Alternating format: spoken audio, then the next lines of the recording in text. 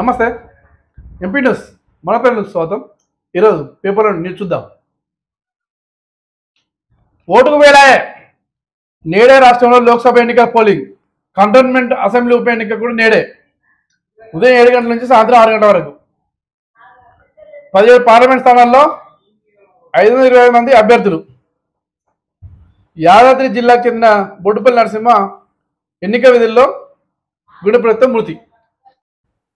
ఈరోజు తెలంగాణలో ఆంధ్రప్రదేశ్లో ఒకటే రోజు. ఆంధ్రప్రదేశ్లో ఏమో లోక్సభ ఎమ్మెల్యేలకు రెండింటికి ఒకసారి జరుగుతున్నాయి.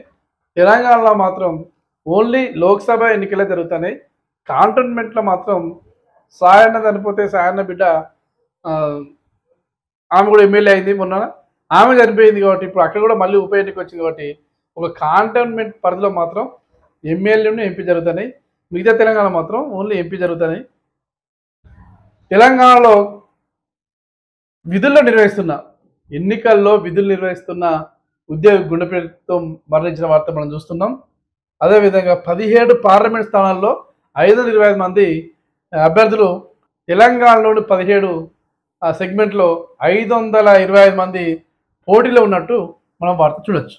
దారులన్నీ ఏపీ వైపే, ఓటు వేసేందుకు పట్టణం వదిలి పల్లెలకు పయనం.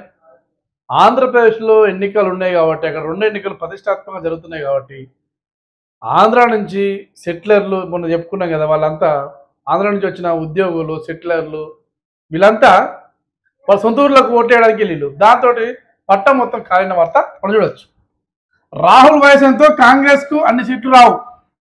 రాహుల్ వయసు 40 సంవత్సరాలు, 40 సంవత్సరాలు, 40 సంవత్సరాలు, 45 కూడా రావని చెప్పేసి మోడీ మాట్లాడతాడు. ఇంక ఇదేమన్నా నవ్వేముచ్చటేనా? వీళ్ళు 10 సంవత్సరాలు చేసిన అభివృద్ధి చెప్పుల్ని ఏం పని చేసిలో చెప్పి జనాలు చెప్పులు అంటే వీళ్ళు ఏమైనా అపోజిట్ పార్టీల మీద అవాకులు చవాకులు పేలడం ప్లస్ మీకు అన్ని సీట్లు రావని చెప్పడం తప్ప వీళ్ళు చేసుకునే అభివృద్ధి మాత్రం చెప్పడం లేదు. కోటి తనిస్తూ కారు బొల్తా. ₹1 ఎన్నికల డబ్బు మరి ఎవరి డబ్బు తెలియదు. ₹1 పట్టబడ్డ వార్త మనం చూస్తున్నాం.